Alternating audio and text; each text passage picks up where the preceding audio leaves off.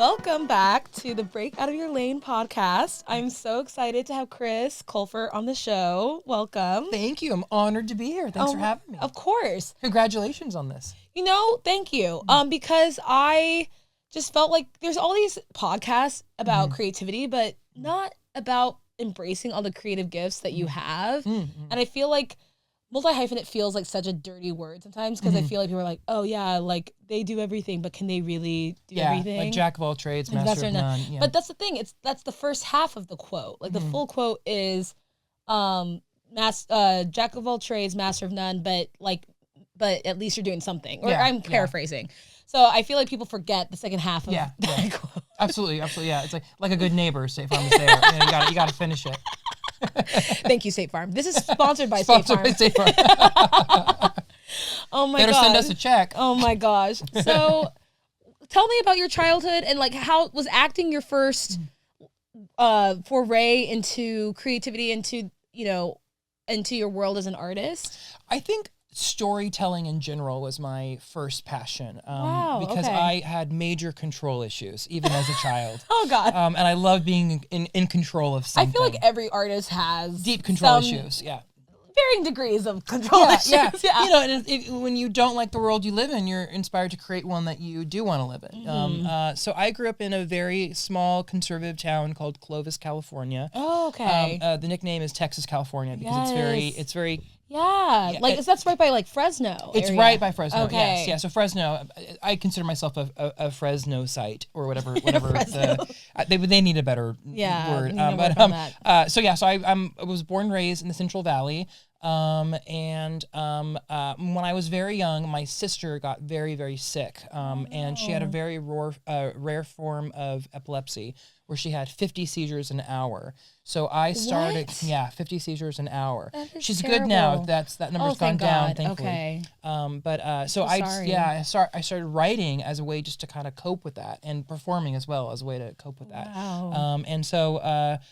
Creativity has always been the best therapeutic release for me, and it's like having a vacation in your mind. Yeah. Even now, like I'm happiest when I am working on something and creating and writing. Yeah. So it started off as writing for you. It did. Yeah. I didn't realize it was writing at first. Because when I'm 4 and I'm playing with my action figures, I didn't realize those very detailed storylines that I was giving my action figures was a form of writing. Yeah. And then I'd like write out a cast list at the end of my play session. Stop. Yeah, like Batman as, yes.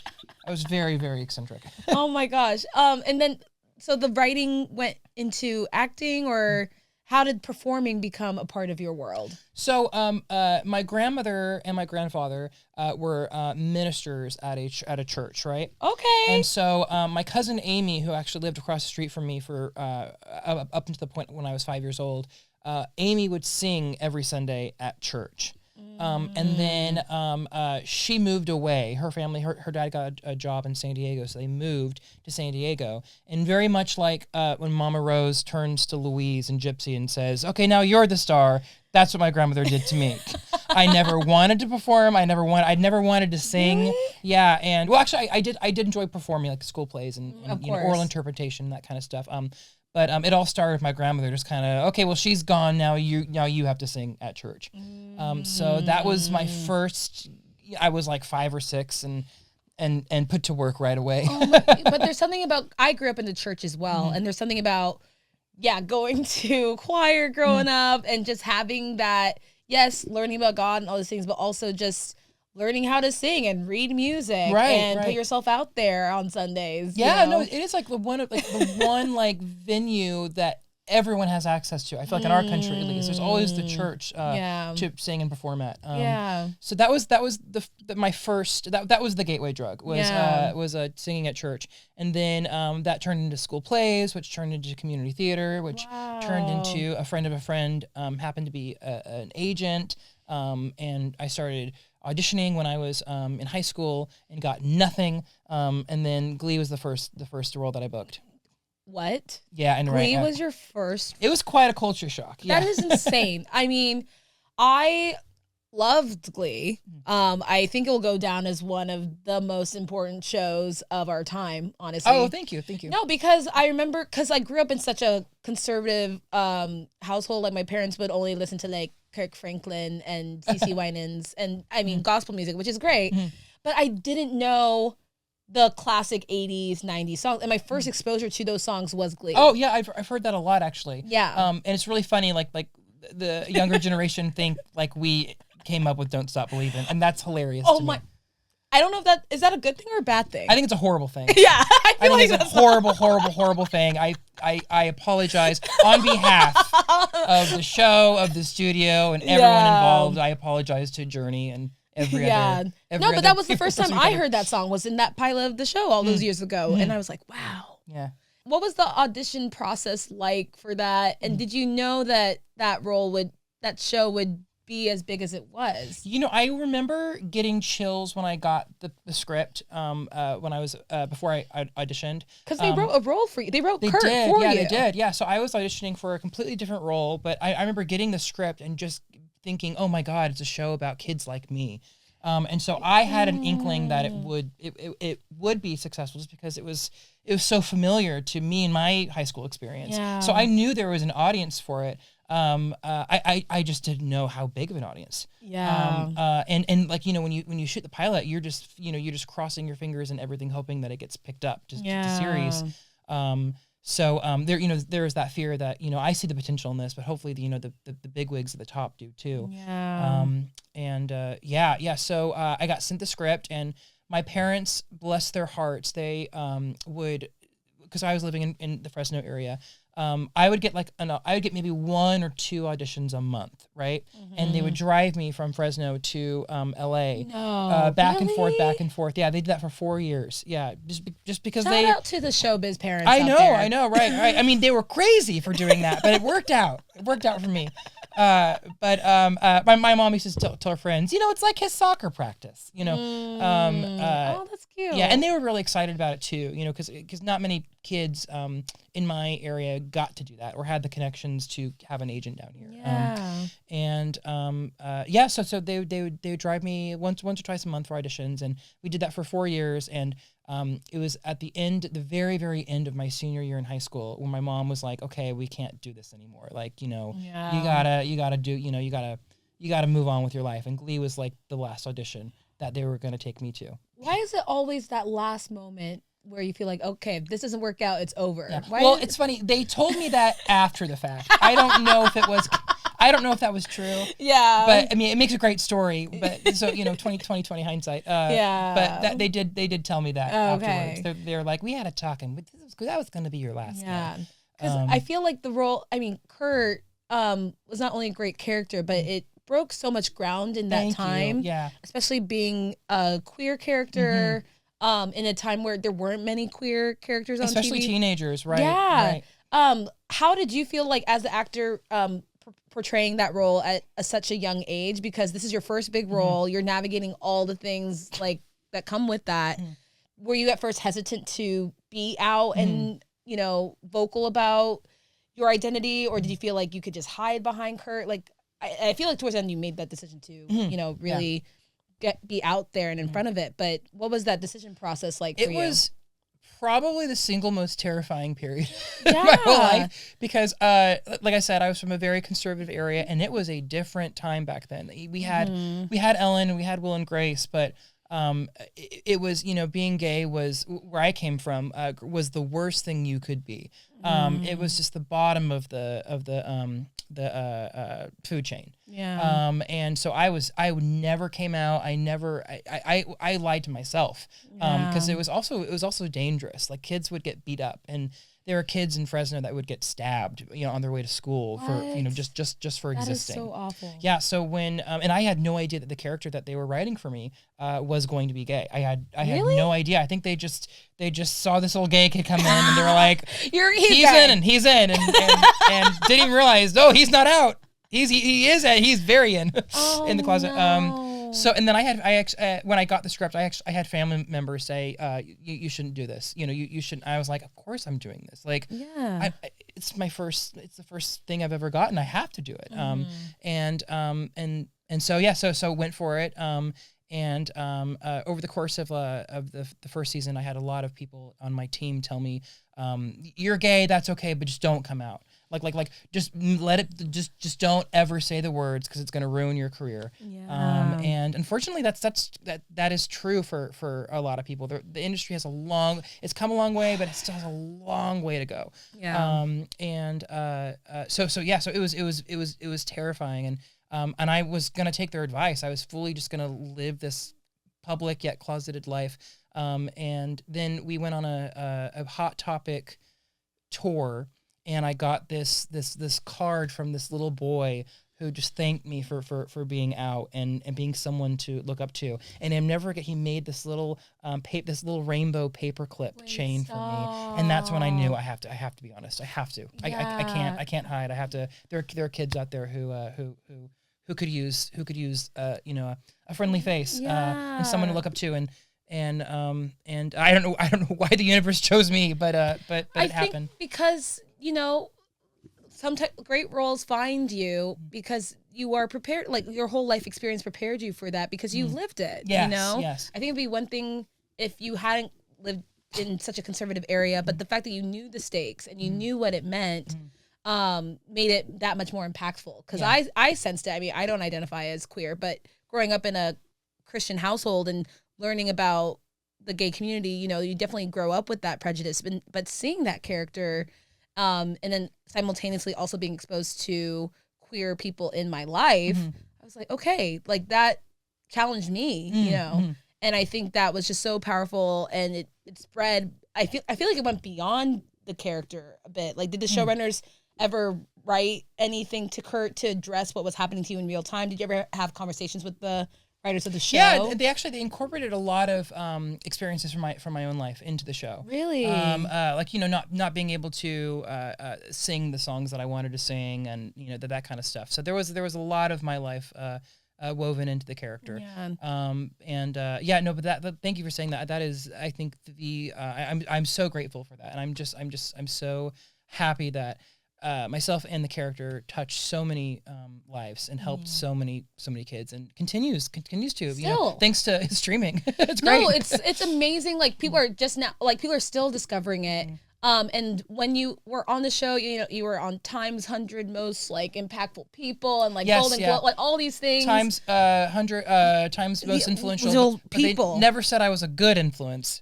They just said I was influential. I feel like by being in that roster, it's inherently good. Yeah. I was actually, funny story, I was actually a little mortified when the Time cover came out, because I did that pose as a joke. Like, they were just warming, we were just warming up. They were just testing the lens, and that's the one they ended up going with. And I was like, oh my God. But it's so you're so cherubic and happy. It's just, it's great. Looking off into the distance. Yeah. So funny.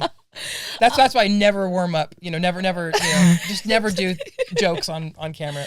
Oh my gosh. So I didn't realize this until, now, but you actually made a film while you were on Glee. Yeah. That you wrote and produced. Yes. Called Struck by Lightning. Yes, yeah. Such a heartfelt film. Oh, thank you. Were you when did you start writing the script? What was the process like getting it made? Did you have to balance being on the show and making that film? Like, what was that like? Because you wrote the script. That's so cool. I really wanted to write a movie for kids that were just like me in high school, because I at the time I felt like the only type of character you saw, especially gay characters, were very, very, very overly flamboyant, or queenie, or I, when I was in high school, I was so driven by my ambition. That was same, right. That was my ticket out of there. So I wanted to make a movie about a kid that was driven by ambition, not popularity or sex or anything like that. And oh my God, writing that kind of movie, that people just did not get it. They're like, wait, what? Really? Yeah. And so it was really, really tough to make. And then we ended up finding people that that believed, that got the script. And I think when we started, we were looking for a budget of between $5 and like $6 million, and we ended up shooting it for less than $1 million, and so a lot had to be cut. Oh my gosh! But it was one of the best experiences of my whole life. The cast was incredible. Like, yeah, stacked cast. I know, Allison Janney and Rebel Wilson and the late Polly Bergen, who became a dear friend of mine. Had the best stories. Yeah. Nancy Reagan called her in the middle of a scene. No. True story. Yeah, her phone kept ringing, and we said, "Polly, who is calling you?" And she goes, "Oh, Nancy Reagan." We were like, "Nancy Reagan?" And she goes, "Yeah, she forgets that I don't like her." It was hilarious. Wow, but yeah, no, sorry, I'm getting off topic. No, it was a great experience, and to this day, people still message me and stop me in the street to talk about that movie. So I'm glad it meant so much to people. What was it like going from like, the TV schedule, bang, bang, bang, to like an indie film that you wrote? Yeah, it was really tough because we shot Glee, I'd say, from August to June of every year. Oh, that's like the whole year. The whole year. Yeah. Oh. And then we'd go on tour. We'd go on music tours. Oh my God. I forgot about the music tours. Yeah, the tours. Yeah. Oh my gosh. So and while I was on the tour, the world tour, I was also writing my first book and planning the movie. And then so when I got done with the tour, we had 16 days to shoot that movie. Oh my gosh. It was nuts. Yeah. So yeah. It was like the Olympics. No, I don't know what sport, but it was like the Olympics. So I mean, how did you balance it all? How did you balance it all? Like I didn't. I had breakdowns every day. Oh my God, no, we hate that. I don't know. I think I was just so excited. I think excitement is really the best tool to managing stuff. Yeah. I was just in like, it was really a wonderful time in my life because I was writing the first Land Stories book. Going on a world tour, and then every day I'd get an update of someone who had signed on to the movie, and it was really special. I love that. We'll talk about the books later. But I imagine being on a show as long running as Glee was kind of like a acting masterclass for you. Like, do you feel like it was good for your acting craft, or did you feel like there was a point where maybe you got too much in your own head? Like, there's something. No, there's something about being an actor on a long running show where it's like, okay, this is amazing, but it's a long time. It's a long time, and it's a lot of work. It was a lot of work, and I think people still don't realize how much work it took to make that show. They don't. Yeah, they don't get it. Yeah, especially the fact that it was like a musical on top of everything else. Like, it's so much work. It was like doing a new Broadway show every week. With the amount of dance rehearsals and the singing and all that stuff, and everything is constantly new. But and I think if we had a 70-hour week, that was a good week. That was a good week. Yeah, that was a good week. We would shoot, I think 16, 17 hours a day. So it was, I'm so grateful for that experience. No, I wouldn't be sitting here without it, but it was a lot of work. Yeah. So the show ends. Mm-hmm. How did you process that? And what was your thinking going into focus? Did you want to focus more acting, or did the writing come because of that transition? Like, how did the ending of the show land on you? It was nice. He's like, yes, it was done. Good.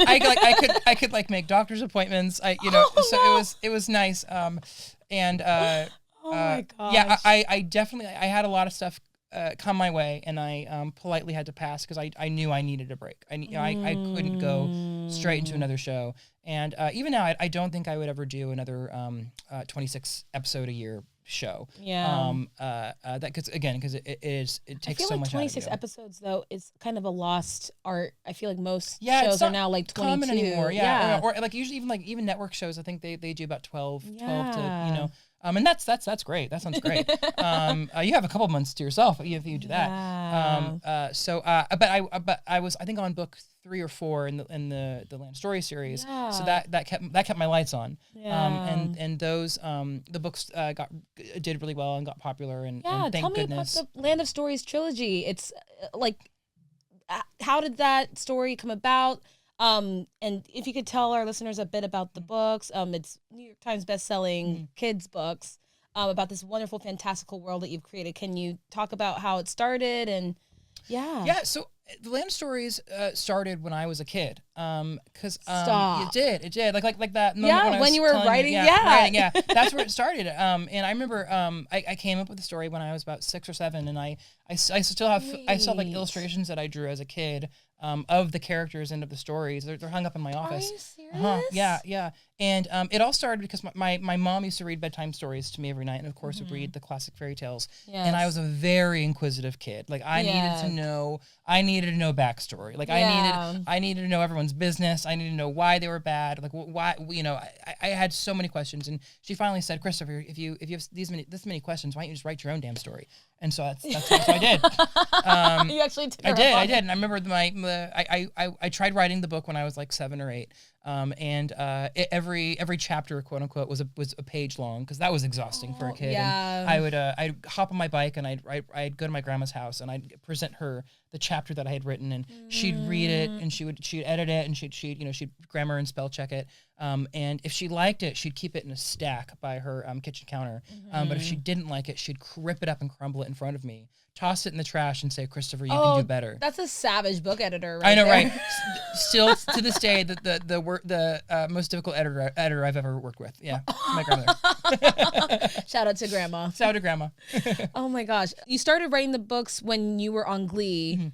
And then was it an intentional decision to just focus on writing after the show and kind of take a break from acting? It's interesting. It just kind of happened very naturally. Yeah. Okay. Because when I started, it was a hobby, and the hobby just kind of became my full-time career. And it's wonderful being an author because you can do it in your pajamas. Yeah. You can sleep in every day, which is very, very nice. Especially after spending 6-7 years waking up at 4 a.m. every day to be on set. God. I've gotten very comfortable as a writer. maybe a little too comfortable. Yeah, you forget like the toll that those days have on your body. Yeah. And I think when you're young and it's your first role, it's like, oh yeah, like we can do it. And then as you get older, your body's just like, no. Yeah. I'm good. Yeah. When your body ages real quick when that kind of hours. Yeah. So how you had 6 books in this series, right? There are 6 books in the Land Stories series. Yeah. And then there are 3 books in the prequel series.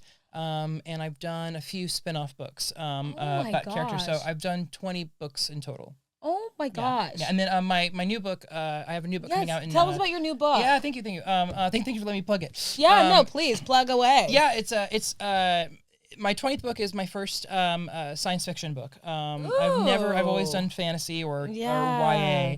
It's called Roswell Saves the World. It's about a little boy who accidentally gets abducted by aliens and has all these adventures with aliens in space. Wait, stop! That's so cute. Yeah, and I feel like I did something wrong because I've never enjoyed writing so much. Like I had a great time, so naturally I was like, oh, this must not be good because I'm enjoying it. I didn't suffer. Yeah. But this idea that you have to suffer for great art needs to die. I think. I agree. Yeah. But I think it's funny. My editors have my publishers have warned me that okay, this is like luckily my books have gotten very good reviews over the years. Yeah. They prepared me that sci-fi and someone's sometimes like someone's sophomore series doesn't get reviewed well. Oh, okay. Mine did, thank goodness. Yeah. And it did well. So they're kind of preparing me like, people are gonna come after you a little bit. Oh no. Well, you can take it. I can take it. Like yeah. I feel like from Glee days or acting days, you're used to the criticism. Yeah, right. Yeah. So I'm not sure the critics are gonna like it because they tend not to like sci-fi anyway. Yeah. And a lot of stacked up to me or a lot of stacked up against me. But I think the kids are gonna love it. I really think the kids are going to love it. So what age group exactly? 8 to 12. 8 to 12. Why that age group? I just write my reading level, really. Not your reading level. No, come on. I think I have a very youthful mind, and I have raging ADHD. And I think like a curious kid. And so it fits. It was most natural for you. Most natural, absolutely. Yeah. Okay, that's so great. And that's also the time that I fell in love with reading when I was a kid. So I love giving material to kids. The fact that you started even thinking of writing at such a young age, and the fact I feel like that must be like kind of healing for your inner child. No. I guess it is. Yeah, I've never thought of it that way. Yeah, just kind of going back to the same way of creating that you discovered. Yeah, and I try to write about adventures that I wanted to have as a kid. And I think that really helps. I think that's amazing. But yeah, I think there is a very healing quality to it. But yeah, I've never thought of it that way. You never thought about it that way? No, it's great. Now I am. I feel like art making is healing in a variety of ways, and I feel like that's why I'm a filmmaker, because I always wanted to, see images of me on screen that I never saw before. So I feel like intrinsically, like whatever art form you choose, there's a little child wanting to express themselves in some way. Yeah. So and try to help make the world a better place. Yeah. And, for you, one frame at a time. For me, one page at a time. Yeah. So is there a world where I'm so excited to hear about this book coming out? Do you think that you'll make another series based off it? Or? I think so. I have. I'm contracted to do a couple sequels for Roswell. Oh, okay. And then I'm sure. I think. I already have my next series after that planned. So yeah. I think I'm gonna do something paranormal. So for actors who want to write books. What advice do you have for that? Like, do you go to a publisher? Like, did you pitch it to a publisher, or did you write it? I don't know. Like, on spec is the screenplay term. Like, do you write you write a book proposal and you just went to the publisher? Like, what was that like for you? I will say, being an actor on a hit television show made it very easy. So I might not be the best person to give advice on how to become a published author, because it was a very easy. On a hit show first. If you can, start with being on a hit television show, and that will open some doors. It all kind of came together because I was approached to do an autobiography during Glee. And I said, I am 19. I'm not doing an autobiography. I was like, that sounds like the douchiest thing ever. I feel like a lot of people would have read it, though. I think, I mean, it wouldn't been any good. It would have been short. An autobio pamphlet. Right. Now I have some life experience. Maybe now would be more interesting than it would have been then. And I said no, but I've always wanted to do a children's series. Luckily I found the right home, and all my books have been published by Little Brown Books, and they are shout out to Little Brown Books. They are the most amazing people on the planet. I adore them. They give me wings. It's great. It's interesting looking at the other people from Glee and the show and what they've done. Do you still keep in touch with any of the castmates? I'd say most everybody. Yeah, pretty much everybody. I think what's so awesome about everyone from that show is like they all seem to be doing such awesome things. Like Harry Shum. Yeah. Doing love Harry. Dancing, awesome dancing. Yeah, he's in every good movie. Everything Everywhere. Mm-hmm. Yeah. Dude, bro. Oh my God. Like, oh man. I'll never forget texting him, I'm going to be you for Halloween. Oh my God. Yeah. Were you actually hit for Halloween? I was, yeah. I was what was it called? Rekakuni? I forget, yeah. Is the group chat still alive? Oh, yes. Oh, really? Yes. Yeah, yeah. We have a couple, actually. Okay. Yeah, I love that. Yeah, like 3 here, everyone there, 2 here, yeah. Oh my gosh. But, we're still a big family. Yeah. Oh my gosh. I love that. Yeah. And thank you for, I'm very proud of us, too, because we have gone through a lot. And we really bonded as a cast. Because the fact that it was your first role, I'm still blown away by that, by the way. I thought you had, I mean, of course you did some regional theater and things like that, but I was like, there's no way this is his first role. Yeah. And the fact that I'm like, on camera, what? yeah. But I feel like it was a lot of people's first roles. First big gig. Yeah, and just the way that people have been able to grow within it and move around it so gracefully. I've always admired how all the cast members, for the most part, like because Glee felt like bigger than y'all, you know? Because there were just so many things happening and so many messages that, I feel like you guys took that on, but that's just so hard for young people to do. Yeah. So do you want to do more, like, are you focused on the books, or do you see acting still in your world, in your future? Absolutely, yeah. I love acting. It's fun. It's like playing pretend for me. I love it. And so I'm always attached to like 5 things, whether they go or not is not. That's the hard thing. The universe decides. Yeah, like TV shows or movies or both. Okay. Yeah. Mm-hmm. I think currently I think I'm attached to about 3 or 4 projects. So I'm definitely I still have one foot in the door, I'd say. Yeah. But I do love writing. I think writing is my main passion. Because I get to be in control of it. And for the last, I'd say, what year is it? So for the last, like, I'd say 8 years, we've been in constant either development or meetings for an adaptation of my first book. Yeah, I was about to ask, like, how are those conversations going? Because I would imagine, like, you have all this IP, essentially. You know, I have to keep reminding myself the end goal will all be worth it. It is a very frustrating process, developing, and I see why a lot of authors just give up and just hand it over and let people do what they want with it. I still don't understand when you have a really popular IP, why sometimes the first thing executives say is, how do we change it? How do we make this something different? Well then why are you doing this? Just do that. Something, just do an original idea with that. Like, if that's what you need to do, Isn't that the point of IP, to just take it works? Yeah. I know. Especially I'm very blessed to have so much success with the books. And congratulations. Thank you. But there are so many little kids that would be so furious if I let a studio make some changes that, and the movie has gotten so close to happening multiple times. It would have already happened if I wasn't such a, if I wasn't so precious about it. Yeah. I mean, when is the point though that you feel like, do you ever worry that you are being a bit too precious with it? Sometimes, yeah. But then the things that I'm precious about are really just keeping the bones of the story. In every meeting I say, I really want to make the most, emotional, cinematic version of this story. The story is about a pair of twins, brother and sister twins, who inherit a magic storybook and go into the fairy tale world. Very, basic, but, I've had meetings where they're like, well, can we make them teenagers and make them love interests? And it's like, no, no, that's not this story. Oh my gosh. But it'll all be worth it in the end. Yeah, no, I'm rooting for you. Is there a world where you're pitching yourself as also the screenwriter of these other? I've been attached. Okay. I've been attached to screenwrite, to direct, and to produce. So, direct. Okay, director. Yeah. So that'll Have you always wanted to direct? I've always been bossy. So I think so. I'm crying right now.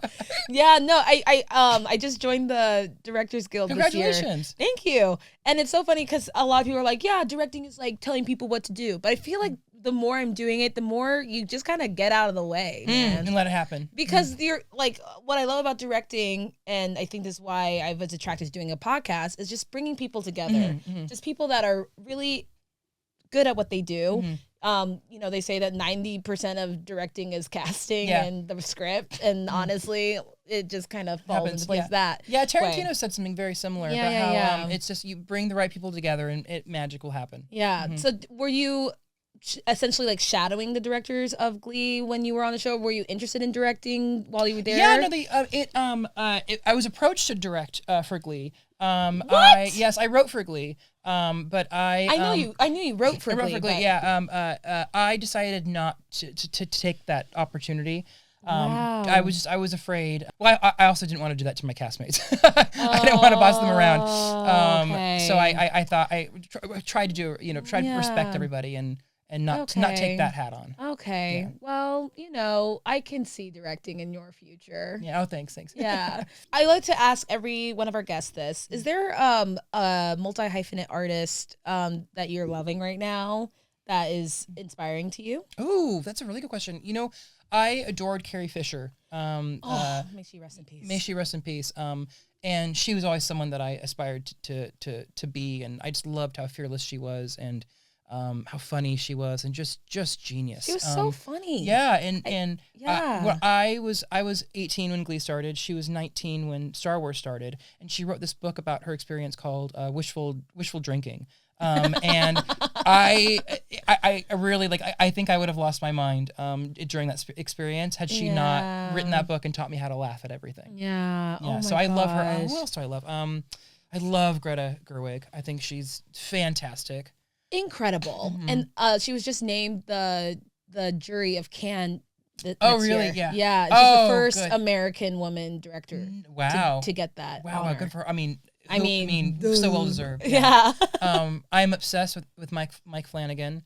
I'm obsessed with everything he's ever made. Yeah. I'm trying to think. Yeah, those are some good names. Yeah. I love that. And what advice do you have for creatives, multi-hyphenates, actors who also want to write and embrace other creative gifts that they have? I would say one of the best piece of advice I could give for people in my industries would be to not take anything personal. That's so hard. It's so hard because nothing in our industry makes sense. That's so nothing. Like good, talented people don't get to work. Horrible people do get to work. Yeah. This show will go. This movie will go. That one won't. Nothing. So you really just have to take yourself out of it. And I'd also say.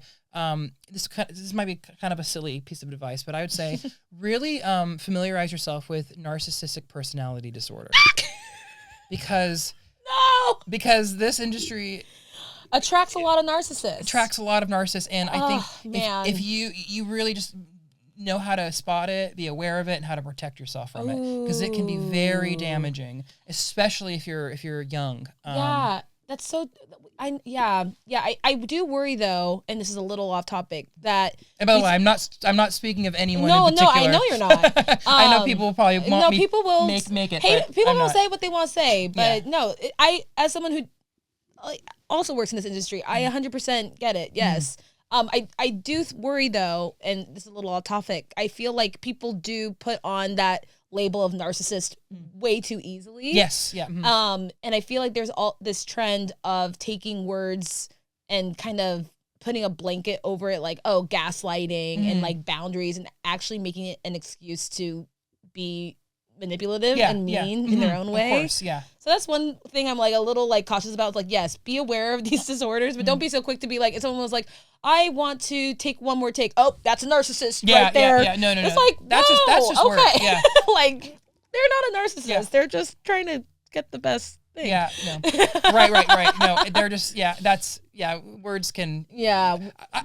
Reserve that word for but I think it's important to know, like, just being aware of people's actions and not internalizing it. And I think that's so hard to do, especially when you're an artist as a creative. Like, you start off from a very empathetic place, and that's where your work shines. Right. But at the same time, by opening yourself up, you become vulnerable to people that may not have your best interests. Right. Or, and you just got to guard your heart, like the crown jewels.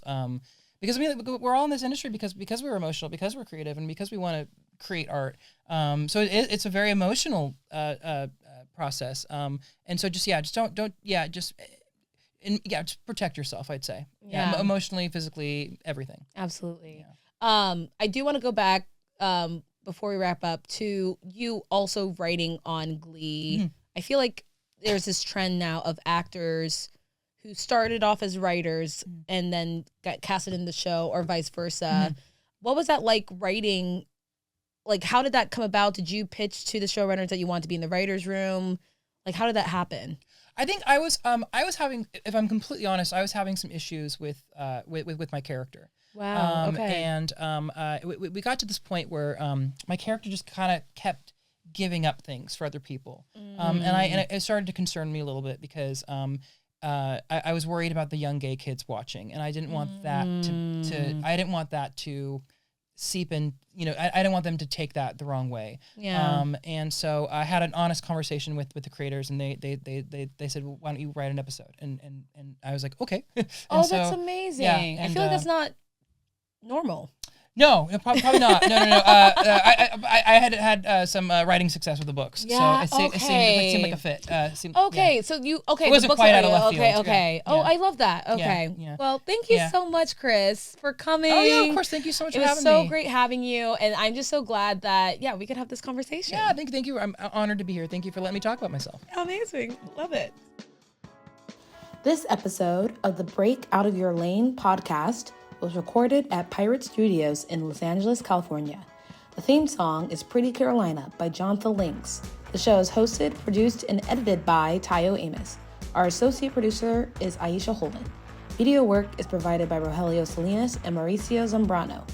Thank you so much for listening, and be sure to check out our next episode dropping next Wednesday. And feel free to rate this episode and share it with a fellow creative in your life that could use some inspiration to break out of their lane.